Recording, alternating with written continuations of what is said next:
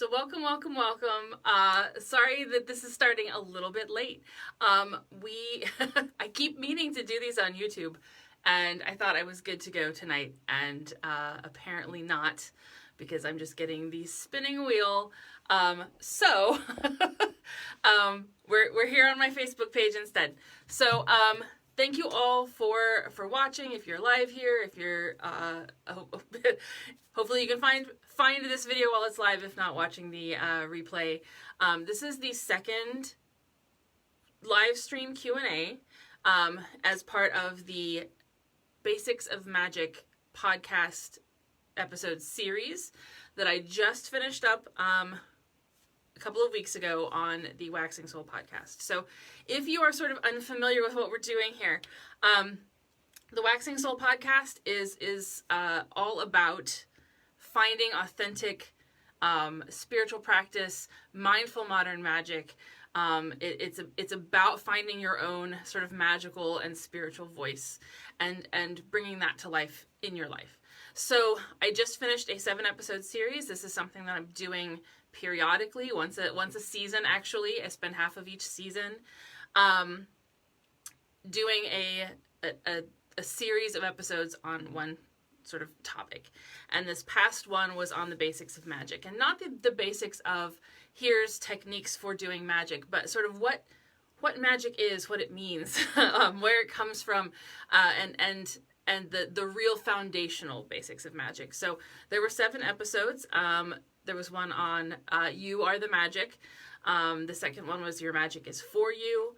It's all about energy. Magic is everyday. Magic is intuitive. Magic is communication. And magic changes you. So I did one live Q&A about a month ago. These are something that's going to happen regularly as part of my Patreon, but I will talk about that later. And that was, I had just gotten 3, I think, of the episodes out before I did that Q&A. So this one is going to cover all of them. I've had a box on my website on the podcast page, which is bridgetowens.com/podcast. And people have left questions about the series for me to cover tonight on the Q&A. So that's essentially what we're doing here tonight.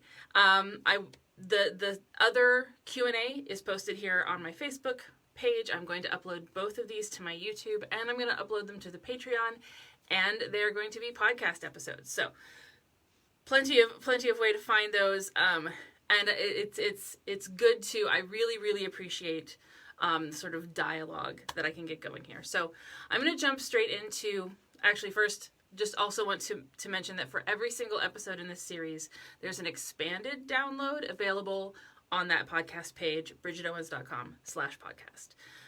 That's where you can find every single download from all of the episodes that I do that have downloads with them. Most of them do. For the most part, each episode will have a one-page download. If you're part of the Patreon, you'll get the expanded one, but for this series, all of those episodes had the expanded ones, so you can go check those out. So I'm going to dive into the questions, and the first one isn't actually really a question. It's a comment more, but it's a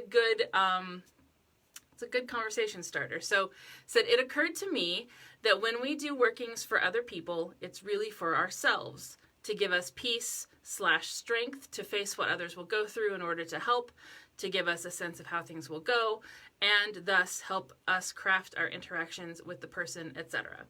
So, and thank you, Brent, for sending that in. Yes, in a lot of ways that's true. And for context, for those of you who haven't, this comes from, I think, from various points in the series, in the episode series, where I talked about how sort of magic was really very personal. And so it doesn't work as well for someone else to do workings for us or for us to do workings for other people. Not to say that they never work, but magic is, for the most, we are working from within us. Our capability of doing magic isn't something that we just sort of learn out of a textbook. It's something we've evolved as humans to possess. So our own skill is always going to bring us better results, more potent results, more powerful results, do more than asking someone else to do it for us. So that was sort of the point that I have made. And then, and also I talked a little bit about how workings that are meant to change someone else's behavior or way of thinking, or to sort of, I don't want to say, yes, I do want to say interfere with what they're already doing, aren't as powerful as changing ourselves, changing circumstances, changing reactions, changing internal stuff in ourselves. So that's that whole magic is for you, magic is, you're the magic and the magic is for you kind of stuff from the first couple of episodes. And again, that's not to say that it never works to do magic for other people. It does. But magic is a discipline and not just a service or a skill. But there's a lot of levels of stuff at work when we do workings for someone else. And, for instance, there's the energy of the relationship that's involved. So it's not just a matter of sort of doing a spell, and making it about or at someone, if you're, depending on the situation. For instance, I think I have mentioned in the past, maybe if I haven't mentioned it, I'll mention it now. I had a friend mix up some sort of protection powder, to put around the foundations of my house, when I ran for office, because that was a very sort of public, attention-grabbing kind of thing to do. And I kind of didn't want, I'm fine with me putting myself out there for that attention and to kind of make myself vulnerable in that way. But I'm not the only one that lives in my house. And so I had somebody else mix that. That's not my expertise. They do it better. And it was also sort of there was a relationship at play there. This was a friend of mine whose magic I respect, and who cares about me and doesn't want anything want anything to happen to my house. So there's those energetic dynamics that come into play as well. So, and depending on the connection, a lot of times, and I think this is one of those cases where it's not magic for or at someone, it's magic with someone. So that's kind of it's a different scenario, but it's still, with means, both parties have to really be participating in some way, at least energetically. And so I think that's also legitimate. And then there's the matter of whether that outcome is mutually beneficial. Even if it's a case where, we're helping a friend helps us by extension. And doing magic for others helps hone our skills. Reading tarot isn't really magic per se. I think I talked about this on the last Q&A. But doing that for other people helped make huge difference in my ability to read tarot just in general, honed my skills, and for myself. So there were insights that I got from that by doing it for other people that I probably wouldn't have gotten just doing it for myself. So I am not a huge fan of people just asking, not learning magic themselves and always leaning on somebody else to do it, to ask everybody else to do magic on their behalf, paid or not, just because it doesn't pull from you. And I think it's never going to be as effective as learning magic yourself, even in little ways. And it kind of thinking about this answer reminded me of the episode of Friends, where it's Phoebe and there's a Joey arguing over how there's no such thing as an unselfish good deed. So it's that whole, even if we're doing it for, as a way to make a living, to do magic for other people, or if we're doing it for a friend or whatever, there's no such thing as not, there's no way that you don't get some benefit from yourself too. I think I'm always more concerned with the other person. So somebody coming to you to do, get magic done, or you going to somebody else to get magic done on your behalf. The benefit is always going to be more, I think, for them than you. For the practitioner, I think the practitioner gets the most out of magic, always. So the next one, it says, you talked about everyday magic, like carrying lucky items or wearing certain colors and having habits, but that's the same as superstition. Isn't magic something different? So, yes and no. And this comes from obviously, the episode on magic is everyday. And what I talked about in that episode, if you've missed it, go back and listen to them. These are good. Was how, magic isn't something that is just big and complicated and I'm going to lay out an altar and I'm going to get all of my tools out and it's going to be this,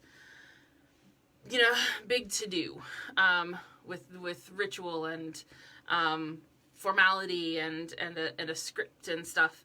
That the most effective magic a lot of times is the little stuff, the day-to-day stuff. Not only for accomplishing day-to-day things. I think when we do big magic, we tend to do that for big stuff. But magic is really an everyday kind of thing. And it's something that we should do in small pieces as well. Sort of as a, like not every meal. I do a lot of equating magic to food. But we don't, like, every meal isn't a banquet. Every magical working doesn't need to be this big thing. Sometimes you just need a snack, right? So, and this is a really interesting question. So, to me, the difference between superstition and magic, which is something I've not actually thought about before, but I think that the difference is that superstition is a belief and magic is the action. That's the first thought that I had on this. That magic is when we act on a superstition, even a little, like, in little ways. And it doesn't even have to be a widely held superstition, because I think, at least for me, I think of superstition as something that is sort of like folky, like everybody does it, or it's like sort of something that's sort of embedded itself in a culture. So, like, knock on wood or whatever, like, everybody kind of knows what that means. We don't all know where it comes from, but we all know what it means. And we all know what it's supposed to do. It's supposed to be a luck thing, right? So everybody's like, oh, yeah, it's a common part of our language, right? So, but all of our magical beliefs, to people who don't believe in magic, are going to look like superstitions. They're going to be superstitions, right? And I think it's one of those, we don't, it has a different, the word has a different and maybe slightly more negative connotation. It's a little bit judgy, where magic is not really a judgy word, but we can kind of go like, oh, that's just a superstition. Nobody goes, oh, that's just magic. So I think it's semantics. It's not really that there's a difference. It's that the words carry a bit of cultural baggage with them. And there is also, for me, the feeling that, like, at least when I use the word, that superstition is smaller, when magic has the capacity to be something much bigger. So, for me, I think of superstitions as being little beliefs, little beliefs that specific small actions cause certain effects. It's not, if I talked about the belief behind the effectiveness of a larger ritual, I wouldn't call that a superstition. Because it sort of slides into that realm of almost religion. Like, this is something that has been established and or I have created this thing. Now it's not just a superstition, but I have concocted this larger, complex, interaction of activities and, actions and tools and words and all of this stuff to accomplish something, kind of elevates beyond what I would call a superstition. And so magic is much more expansive. It tends to sort of include bigger traditions, bigger rituals, formal workings, that kind of thing.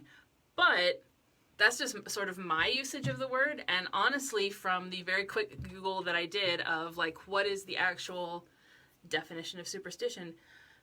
Yeah, superstition is just everyday magic. Like, it's the same thing.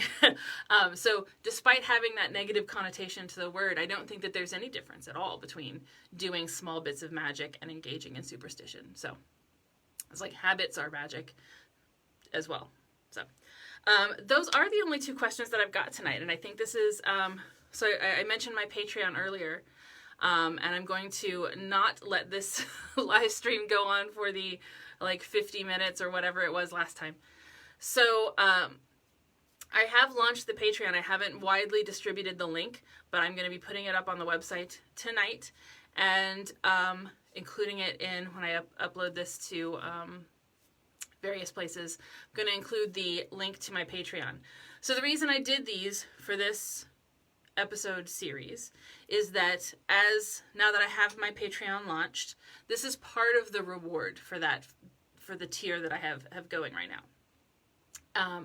It's called I'm naming them after tarot cards. So we're starting with the Page of Podcasts tier. And the Page of Podcasts tier is $12.50 a month. And what you get in that for supporting me and this endeavor, all of the stuff that I do, which includes not just the podcast. I'm about to come out with a book. I've got a tarot deck. I've got a tarot workbook. I've got coloring books. I have other things that are kind of in the works along those lines. So books, tarot resources, tarot decks, this podcast, some informational stuff, and then this book is coming out soon. First of many that I already have kind of notes for. So. For supporting me in that endeavor, this first tier includes one of these podcasts or one of these live streams every month. Excuse me.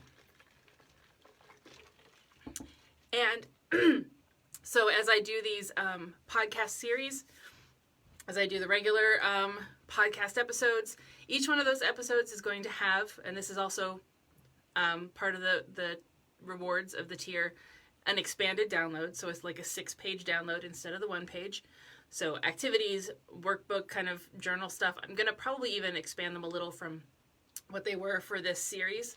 And so you'll get that. Then we'll do once a month a live stream Q&A that is invite only, like it's patron only. And a once a month Zoom meetup for patrons only. Ooh, I apologize to all the podcast people who are having to listen to me clear my throat now. So, so that's the bulk of what's in the Patreon tier.